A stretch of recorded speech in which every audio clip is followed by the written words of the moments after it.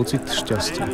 Zdvíhanie obočia znamená nadšenie, keď napríklad zdravíme blízkeho, priateľa, alebo z pozorovania niečoho príjemného. 233. Obočie zdvihneme za menej ako tretinu sekundy. Živá Tento pohyb popiera gravitáciu, pretože smeruje hore. Živá Podobne ako iné gestikulácia pohyby, odráža proti naše emócie gravitácii, a signalizuje zároveň niečo pozitívne. púta pozornosť. Niekoľkomesačné bábätko Zavreté oči.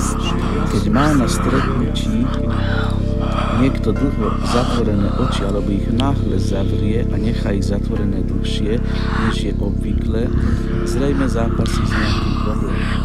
Ide o blokujúce správanie, ktoré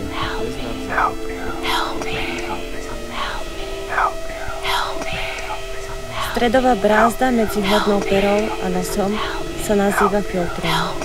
Ľudia sa s touto brázdou hrajú, ťahajú ju, alebo si ju škriabu, niekedy dosť energeticky, ak sú v strese. Filtrum dokáže rozprávať aj iným spôsobom.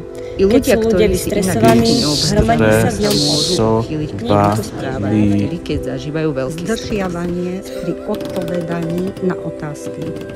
Mnohí ľudia sa mylne domnievajú, že zdržiavanie pri odpovedaní na otázky svedčí o tom, že daná osoba... 64. Neprítomný pohľad.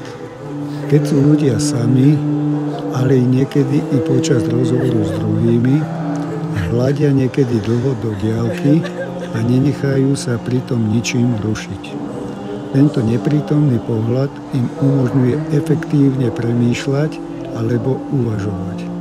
Môže byť tiež signálom pre ostatných, aby daného človeka pri premýšľaní alebo rozjímaní nevyrušovali.